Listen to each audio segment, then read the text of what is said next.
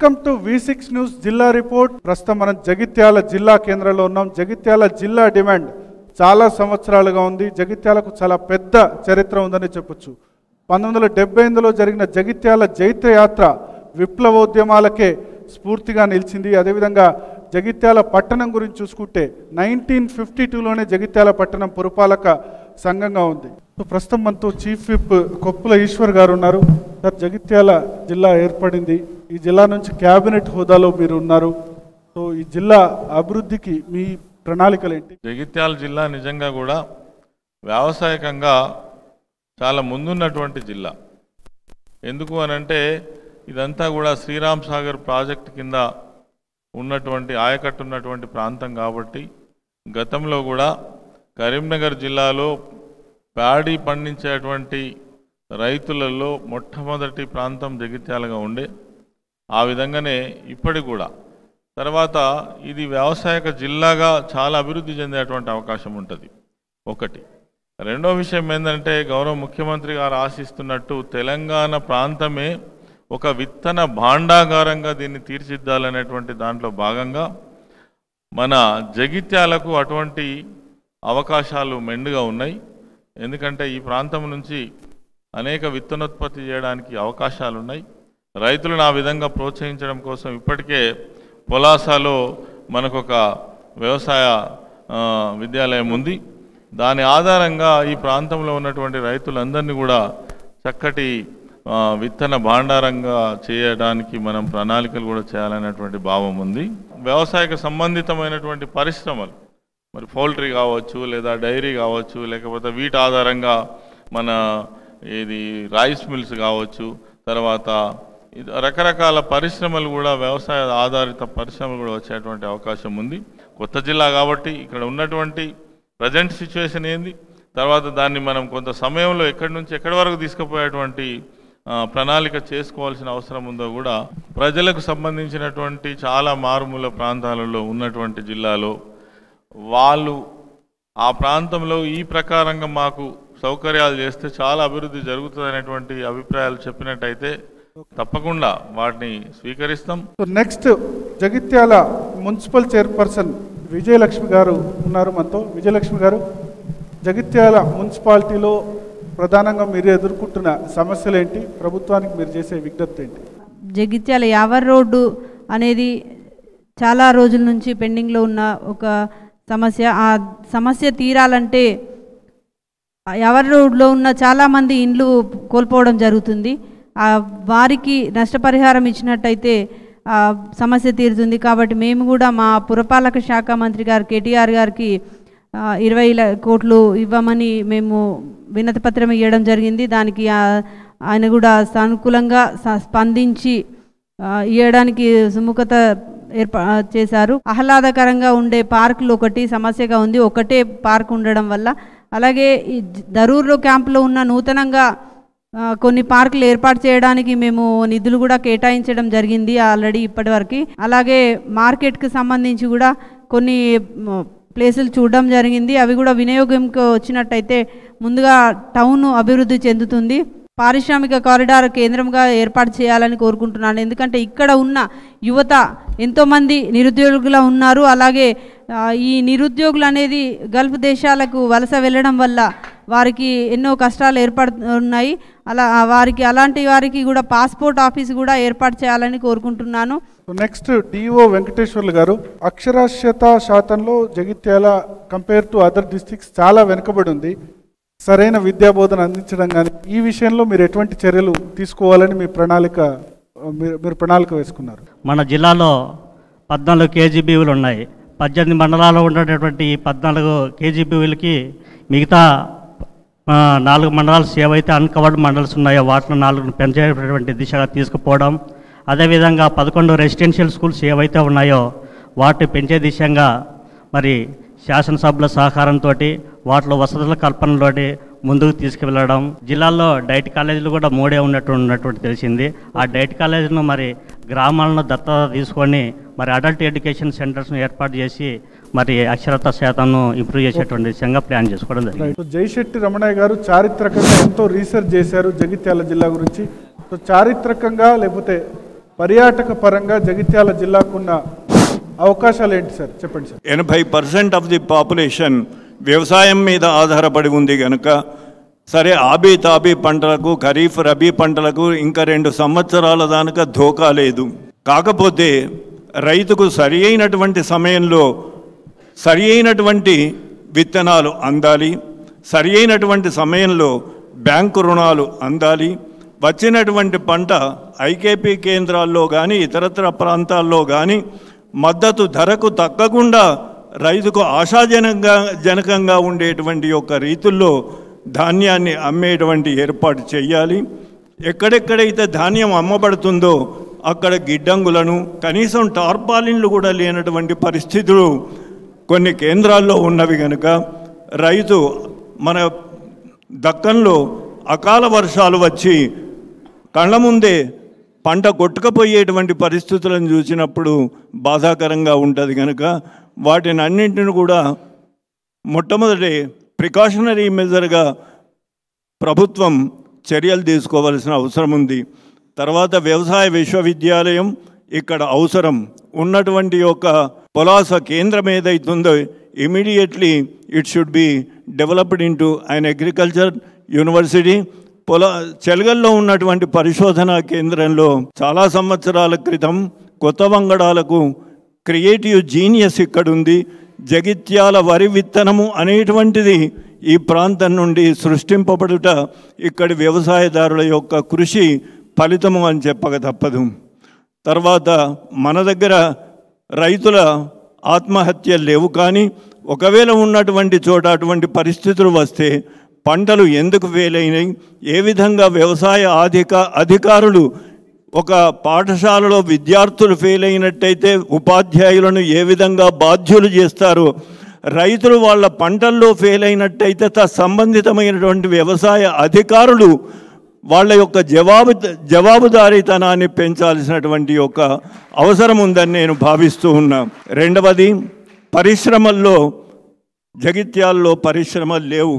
వ్యవసాయ ఆధారిత పరిశ్రమలు నెలకొల్పబడ్డట్టయితే అది అందరికీ ఉపయోగకరంగా ఉంటుంది. ప్రధానంగా ఇండస్ట్రీస్ డిపార్ట్మెంట్ తన యొక్క అటెన్షన్ను ఎక్కువగా బెస్టో చేయవలసినటువంటి అవసరం ఉంది. ఇదివరకు ఉన్నటువంటి యొక్క పరిశ్రమలను, డెడ్ పరిశ్రమలను కూడా రివైవ్ చేయవలసినటువంటి అవసరం ఉంది. ఉదాహరణకు కొరుట్లలో ఉన్నటువంటి దొడ్డు కాగితం ఇతరతర రాష్ట్రాలకు పోయేది. ఇవాళ కాగజ్పుర అనేటువంటిది కొరుట్లలో ఉంది. ఇప్పుడు ప్లాస్టిక్ సంచులను నిషేధిస్తున్నాం కనుక అక్కడికి ఇండస్ట్రీ డిపార్ట్మెంట్ వాళ్ళు పోయి ఈ సరుకులను సరఫరా చేయడానికి ఏమైనా దొడ్డు కాగితాల యొక్క లిఫాఫాలు చేయగలుగుతారా అనేటువంటి యొక్క పరిశ్రమను రివైవ్ చేసినట్టయితే బాగుంటుంది. కొడిమ్యాల ఇబ్రహీంపట్నంలో 60 సంవత్సరాల క్రితం వివాహాలు జరిగితే పోయి ఇత్తడి బోళ్ళు తెచ్చుకునేటువంటి వాళ్ళు, అటువంటి యొక్క పరిశ్రమ పెంబర్తి మాదిగా ఉన్నటువంటి యొక్క పరిశ్రమ ఇవాళ కనుమరుగైంది కనుక ఇండస్ట్రీ డిపార్ట్మెంటు ఏదైనా వాళ్ళకు చేయూతనిచ్చేటువంటి యొక్క కార్యక్రమాలు చేపడితే బాగుంటుంది. తర్వాత జగిత్యాల కొన్ని అంశాలకు దేశంలోనే సుప్రసిద్ధమైనటువంటిది. ఉదాహరణకు ఇక్కడ పండేటువంటి మామిడి పండ్లు దేశంలోనే నాణ్యత కలిగినటువంటి మామిడి పండ్లు కనుక వాళ్లకు సంబంధించినటువంటి సకల సౌకర్యాలు చేకూర్చి గిడ్డంగులను ఏర్పాటు చేసి, శీతల గిడ్డంగులను ఏర్పాటు చేసి వాళ్ళకు కావలసినటువంటి చోటుకి ఎక్కడికి ఎగుమతి చేయాలనుకున్నారో అక్కడికి సౌకర్యములతోటి ఎగుమతి చేసేటువంటి యొక్క అవకాశాలను ప్రభుత్వం ఒకవేళ పెంచినట్టయితే మామిడి పంటకు ఇంకా ఎక్కువ ఇక్కడ అవకాశం పెరుగుతుంది. రెండవది, ఇక్కడున్నటువంటి గోదావరికి అవతలి ఒడ్డున యువతల ఒడ్డున ఉన్నటువంటి కలప ఏదైతుందో ప్రపంచంలోనే ది బెస్ట్ కలప. ఎవరికైనా తెలుసో లేదో వ్యవసాయ అధికారులు, ఫారెస్ట్ అధికారులు వాళ్ళే చెప్తూ ఉంటారు. అయితే ఈ కలప ఇవాళ గోదావరి ఒడ్డున ఉన్నటువంటి మూలరాంపురం నుంచి, వాల్గొండ నుంచి, వేంపల్లి వెంకట్రావుపేట నుంచి, వస్తాపూర్, కోనాపూర్, దోనూరు, దొంతాపూర్, జైన, రాజారం ఈ తీర ప్రాంతం అంతా కూడా డిఫారెస్టేషన్ ఎక్కువ అయింది. దాన్ని ఎఫారెస్టేషన్ చేయవలసినటువంటి అవసరం ఉంది. పర్యాటక పరిస్థితులు ఇక్కడ కొండగట్టు అనేక మంది వచ్చారు. సందీప్ కుమార్ సుల్తానియా కూడా వాటి యొక్క ప్లాన్స్ ఇచ్చాడు. రోపు వేగిన కొండగట్టుకు ఉన్నట్టయితే అది తెలంగాణలోనే ఒక అద్భుతమైనటువంటి మసోరీలో కదా మనం ఆకాశ మార్గాన ట్రాక్స్లో పోయేటువంటి యొక్క పరిస్థితి కొండగట్టు రోప్వేని చేసినట్టయితే ఇక్కడ ఉన్నటువంటి యొక్క టూరిజం బాగా డెవలప్ అయ్యేటువంటి అవకాశం ఉంది. తర్వాత జగిత్యాల జిల్లా యొక్క అదృష్టం ఏమిటంటే అటు ధర్మపురి లక్ష్మీనరసింహస్వామి దేవస్థానం, తర్వాత ఇటు ఇప్పుడిప్పుడే అభివృద్ధి చెందుతున్నటువంటి కేవలం 200-300 సంవత్సరాల చరిత్ర ఉన్నటువంటి కొండగట్టు 20-30 ఏళ్ల కింది దానికై వాడు అడిగిన వాడు లేడు. ఇవాళ రోడ్ సైడ్ 20 లక్షల గుంట అయ్యేటువంటి పరిస్థితి ఉంది. కోట్ల రూపాయలలో దాని యొక్క ఆస్తి వస్తుంది కనుక, రెవెన్యూ వస్తుంది కనుక ఆ కొండగట్టును తర్వాత ఈ ధర్మపురిని పర్యాటక కేంద్రంలో ఉన్నటువంటి సర్క్యూట్స్లో చేర్చాలి. ఇక్కడ లభ్యమయ్యేటువంటి యొక్క రాయి అంటే గ్రానైట్ ఏదైతుందో చాలామందికి తెలియదు, ప్రపంచంలోనే ఉత్కృష్టమైనటువంటి యొక్క గ్రానైట్. అటువంటి గ్రానైట్ రౌతును ఏ విధంగా ఏ పరిశ్రమ పెట్టినట్టయితే స్థానికంగా గ్రానైట్ను వాడుకోవచ్చు అనేటువంటి యొక్క పరిశోధన ఇండస్ట్రీస్ డిపార్ట్మెంట్ చేయాల్సినటువంటి ఒక అవసరం ఉందని నేను భావిస్తూ ఉన్నా. పోతే కలప, ఈ గ్రానైటు, మామిడి ఈ జగిత్యాల యొక్క ప్రత్యేకతలుగా, తర్వాత అంతేకాకుండా ఇసుక అది భగవన్ నిర్మితమైనటువంటిది. ఒక్కసారి చెరువులు వాగులు ఫుల్గా బారినట్టయితే అన్ని వాగుల్లో అన్ని నదుల్లో ఇసుక భర్పూర్ అయి ఉంటుంది, అంటే మొత్తం నిండి ఉంటుంది. ఆ ఇసుక రీచులను సరి అయినటువంటి పద్ధతిలో వినియోగించినట్టయితే అటు వినియోగదారునికి ఇటు ప్రభుత్వానికి సరి అయినటువంటి లాభం చేకూరుస్తుంది. గనుల శాఖ ప్రధానంగా ఈ ప్రాంతంలో ఇనుప ఖనిజం ఉంది అనేటువంటిది 3000 సంవత్సరాల నుండి తెలుసు. ఇక్కడున్నటువంటి ఇనుము 2500 ఏళ్ల కింద గ్రీసు, రోమ్, మెసపడోమియా దేశాలకు ఇక్కడున్నటువంటి ఐరన్ కోర్ కోన సముద్రంకు పోయి కోన సముద్రం నుండి ఈ ప్రాంతంలోని ఇనుము 2500 ఏళ్ల కిందనే ప్రపంచానికి అందించినటువంటి ఉత్కృష్టమైనటువంటి ఉక్కు ఇనుము తయారైనటువంటి ఈ కోనాపురం కానీ, ఇబ్రహీంపట్నం కానీ, ఎల్గందల్ కానీ ఈ కేంద్రాలన్నీ కూడా మరి ఎందుకు ఇనుము పరిశ్రమ ఇక్కడ డెవలప్ అవుతలేదు అనేటువంటిది పరిశ్రమల శాఖ దాన్ని శోధించాల్సినటువంటి యొక్క అవసరం ఉందని నేను మనవి చేస్తూ ఉన్నాను. ప్రస్తుతం మనతో ఉద్యానవన శాఖ ప్రాజెక్ట్ డైరెక్టర్ జ్యోతి గారు ఉన్నారు. జ్యోతి గారు, హార్టికల్చర్ పంటలు జగిత్యాల్లో చాలా ఎక్కువ పండేందుకు అవకాశం ఉంది, ముఖ్యంగా మామిడి లాంటి పంటలు చాలా ఎక్కువ ఉన్నాయి. సో మీ ప్రణాళిక ఏంటి? మన దగ్గర ఉన్న మామిడి చాలా మంచి క్వాలిటీతోని, చాలా కీపింగ్ క్వాలిటీ చాలా బాగుండడంతో మనకి ఎక్స్పోర్ట్కి చాలా బాగా పనిచేస్తుంది. రైతులే డైరెక్ట్గా ఈ మామిడి పండ్లను ఇతర దేశాలకి ఎక్స్పోర్ట్ చేసుకోవడానికి అపెడా ద్వారా రైతులని మ్యాంగో ఎక్స్పోర్ట్ చేసుకోవడానికి మేము చాలా వాళ్ళకు తోడుగా ఉంటున్నాము. 75 మంది రైతులని సెలెక్ట్ చేసుకొని పొట్టంగి టర్మరిక్ సెలెక్షన్ 10 అనే వెరైటీ, దీంట్లో 5 to 7% కుర్కుమిన్ కాంటెంట్ ఉంటుంది. రైతులకి మేము ఇది డెమాన్స్ట్రేషన్ ప్లాట్స్ లాగా ఇవ్వడం జరిగింది. ఎల్లాల శ్రీనివాస్ రెడ్డి గారు, ముఖ్యంగా జగిత్యాల జిల్లా అనగానే మనకు గుర్తొచ్చేది గల్ఫ్ సోదరులే.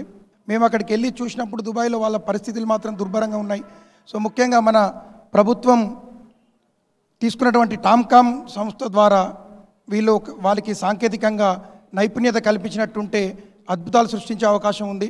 రాయికల్ ప్రభుత్వ డిగ్రీ కాలేజ్ కానీ, ధర్మపురి ప్రభుత్వ డిగ్రీ కాలేజ్ కానీ ఏర్పాటు చేసినట్టుంటే ముఖ్యంగా ఆడపిల్లలకు డ్రాప్అవుట్స్ అనేది లేకుండా మనం కాపాడుకోగలుగుతాం. కార్మికులకు సంబంధించి ఒక ఈఎస్ఐ హాస్పిటల్ అనేది కొరుట్ల లాంటి ప్రాంతంలో ఏర్పాటు చేసినట్టుంటే ఈరోజు అందరికీ ఉపయోగపడుతూ వాళ్ళు పెట్టే ప్రతి పైసా కూడా ఖర్చు కాకుండా ఆరోగ్యపరంగా ఉండగలుగుతాయి. పేట భాస్కర్ గారు, కోరుట్ల ప్రజా సంఘాలు చేసి కోరుట్ల ప్రాంతంలో 500 పడకల ఆసుపత్రిని తప్పకుండా ఏర్పాటు చేయవలసింది కోరుతూ, అట్లాగే ఈరోజు పులాస వ్యవసాయ కళాశాల, అట్లాగే వెటర్నరీ పశు వైద్య కళాశాల కోరుట్లలో ఉన్నది. దాన్ని యూనివర్సిటీగా మార్చితే ఇంకా జిల్లాలో ప్రాముఖ్యత, అట్లాగే జిల్లా అభివృద్ధి అవకాశాలు ఉంటాయి. కాబట్టి యూనివర్సిటీ ఏర్పాటు చేయాలని కోరుతూ, పట్టణంలోని రోడ్లన్నీ చెరు వ్యాపారుల ఆక్రమణలతోనైతేనేమి, ఎంక్రోచ్మెంట్స్ అయితేనేమి ఇరుగ్గా మారినాయి.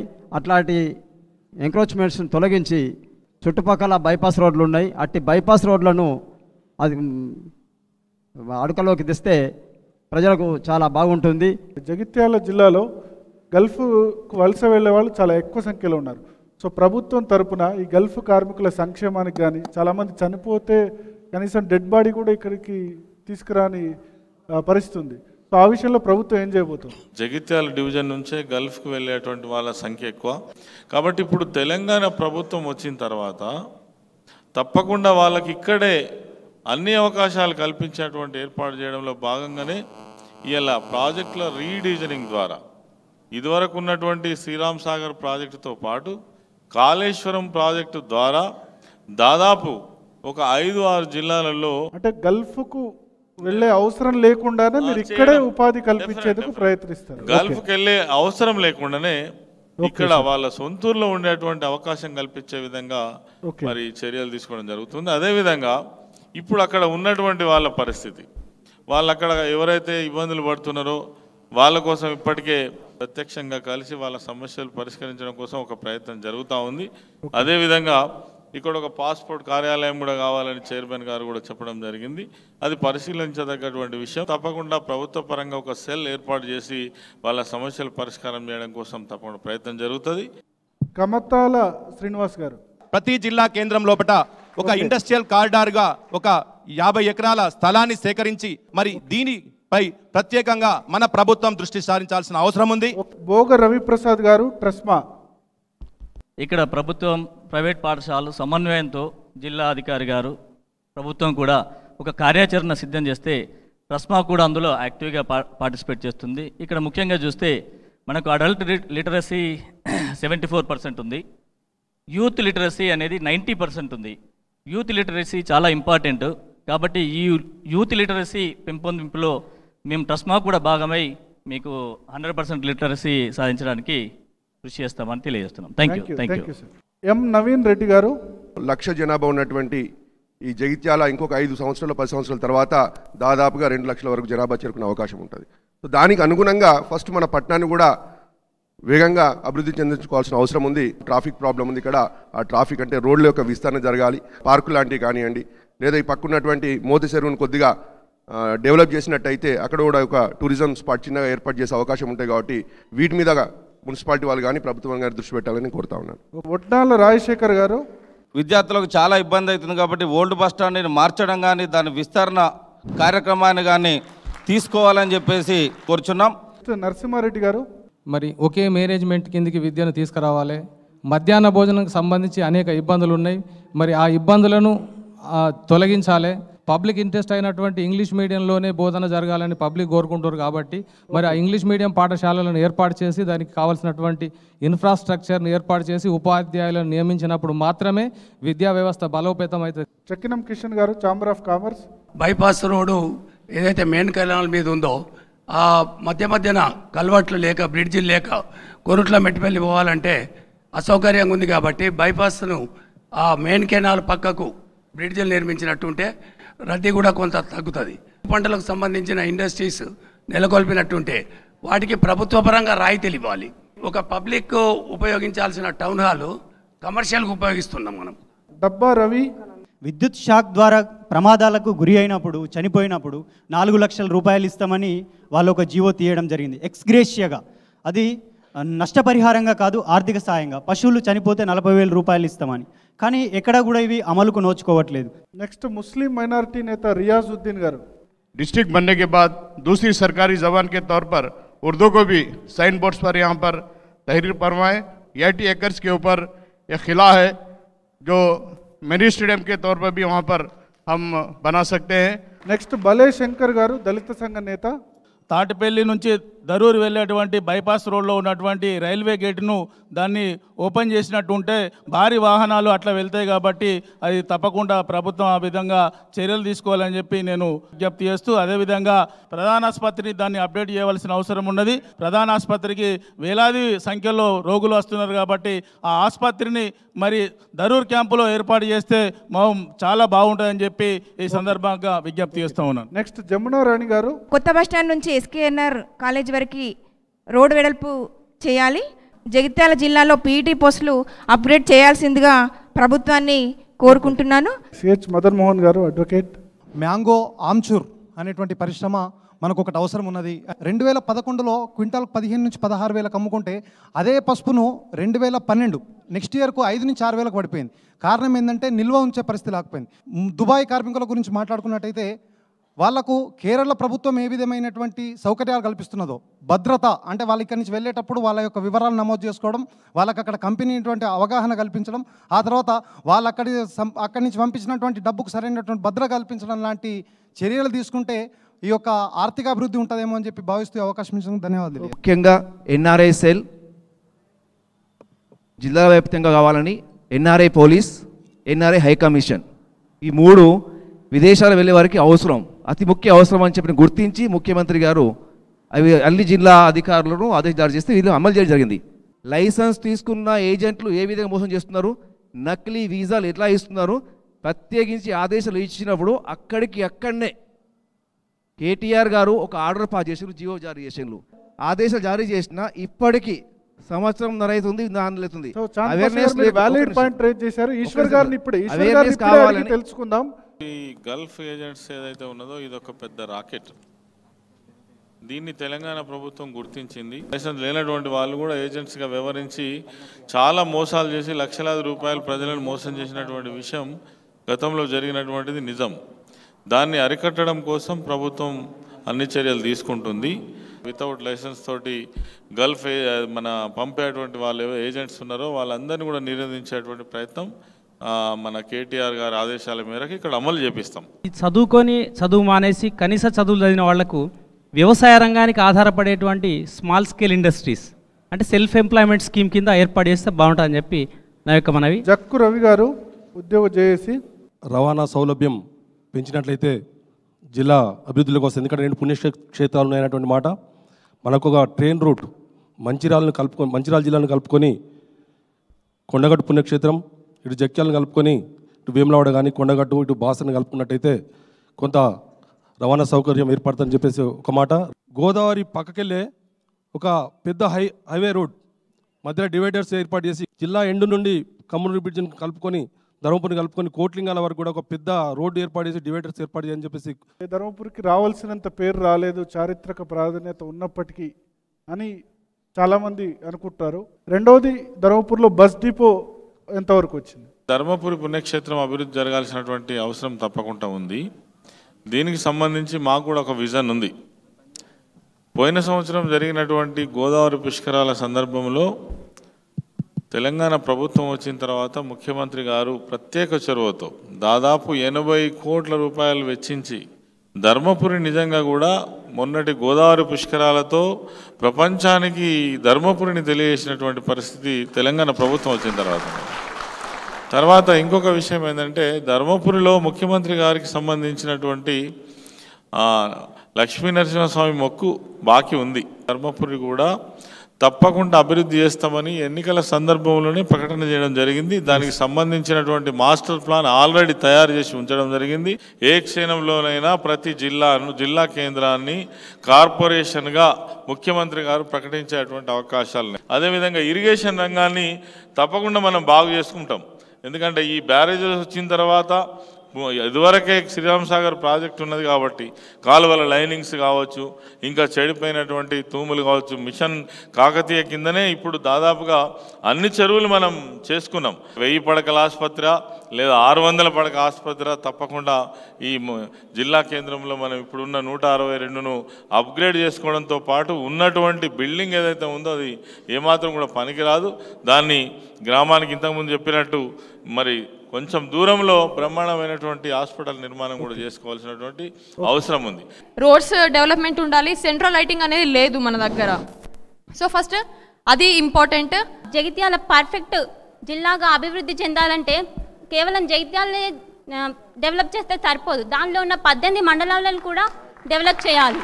18 మండలాల్లో కనీసం 10 మండలంలోనైనా ప్రతి junior college and degree college government కాలేజెస్ని ఏర్పాటు చేస్తే అక్షరాస్యత అనేది దానంతటా అదే పెరుగుతుంది. జగిత్యాల ఫోర్ట్ని ఫస్ట్ మనం డెవలప్ చేయాలి. ఇక్కడ ఏంటంటే అదొక స్పెషల్ ఫ్యూచర్ ఉంది, అది స్టార్ షేప్లో ఉంటుంది. Shining star of the history of the Karimnagar map అని మనం పిలుస్తాం. కానీ అట్లాంటి ఫోర్ట్ని ఇక్కడ ఎవరు పట్టించుకోవడం లేని కాదు, ఇంకా ఎక్కువ దాన్ని డెవలప్ చేయాలని నేను అనుకుంటున్నాను. స్పోర్ట్స్ స్కూల్, స్పోర్ట్స్ అకాడమీతో పాటు అనేక క్రీడల యొక్క పోటీలు నిర్వహించి క్రీడాకారుల యొక్క నైపుణ్యం పోటీతత్వం పెంచి వారిని ఉన్నత స్థాయికి తీసుకుపోవాలని కోరుకుంటున్నాను. ధర్మపూర్లో కావచ్చు, జగిత్యాలలో కావచ్చు ఒక టెక్స్టైల్ పార్క్ గిట్ట ఏర్పాటు చేసినట్టయితే గిట్ట ఇక్కడ ఉన్న చేనేత కార్మికులందరికీ కూడా ఉపాధి అవకాశం దొరుకుతుంది. వ్యవసాయ కూలీలు అదేవిధంగా అసంఘటిత రంగానికి చెందిన అందరు కూలీలకు లాభదాయకంగా ఉండేటట్టు ఒక అసంఘటిత కార్మిక కార్పొరేషన్ గిట్ట ఏర్పాటు చేసినట్టయితే గిట్ట ఇక్కడ ఉన్న అన్ని రకాల కార్మికులకు లాభం చేకూరుతుందని చెప్పి తెలియజేస్తున్నాను. Thank you. Next CH Ramanarao garu, Gollapalli. చారిత్రక కట్టడాలు ఏవైతున్నాయో జగిత్యాల కిలా కానీ కోట్లింగాల కానీ ఎక్కడెక్కడ చారిత్రక కట్టడాలు ఉన్నాయో వాటిని అన్నిటిని పరిరక్షించి జగిత్యాల జిల్లా ముఖ చిత్రంగా మార్చేటువంటి దిశగా ప్రజలు, ప్రజాప్రతినిధులు, ప్రభుత్వం అందరూ చర్యలు తీసుకోవాల్సినటువంటి అవసరం ఉన్నది. మనకు నిజాం వాళ్ళు ఏర్పాటు చేసిన షుగర్ ఫ్యాక్టరీ ముత్యంపేటలో ఉంది. అది చంద్రబాబు హయాంలో డెక్కన్ షుగర్స్గా వాళ్ళకి అమ్మేయడం జరిగింది. ప్రభుత్వమే ఆ ఫ్యాక్టరీని ఆధీనంలోకి తీసుకోవాలి, ఆధీనంలో తీసుకొని రైతులకు న్యాయం చేయాలి. రాజిరెడ్డి గారు, ఎంపీపీ మెట్పల్లి. మామిడి రైతులు ఎప్పుడైనా మనం కాయ వచ్చిన సమయంలో వర్షాలకు మొత్తం గాలివానలకు రాలిపోయిన చూస్తున్నాము. మరి ఆ రాలిపోయిన కాయను మరి దాన్ని తొక్కుగా తీసి దాన్ని స్టోరేజ్లో పెట్టే ఒక ఇండస్ట్రీని జగిత్యాల ప్రాంతంలో ఏర్పాటు చేసినట్టయితే మరి రైతులకు చాలా లాభదాయకంగా ఉంటుందని కోరుకుంటూ రోడ్ల విస్తీర్ణం పెంచాలని, అలా పెంచేటప్పుడు ఆ రోడ్లని రెయిన్ వాటర్ అబ్జర్వ్ చేసేటట్టు డిజైన్ చేయండి. సేంద్రియ వ్యవసాయాన్ని కూడా మనం ఇంప్లిమెంట్ చేసినట్టయితే తక్కువ ఖర్చుతో ఎక్కువ రాబడులను రాబట్టి రైతు యొక్క ఆత్మహత్యలను తగ్గించవచ్చు. ఆనాటి రెవెన్యూ చట్టాన్ని కొంచెం సవరణ చేస్తూ ఈనాడు ఆన్లైన్ ద్వారా ప్రతి సమస్య రైతుకు తెలిసే విధంగా భూ సమస్య నిజంగా భూమి ఎక్కడైతే ఏ పద్ధతిలో ఆగిపోయిందో దాన్ని తెలిపే విధంగా నిజంగా పూర్తిగా ఇక్కడ ఉన్న నూతన కలెక్టర్ గారు చొరవ తీసుకోవాలి. గొల్లపల్లి మండలంలోని చందోలి గుట్టలో ఐరన్ ఓర్ ఉన్నది.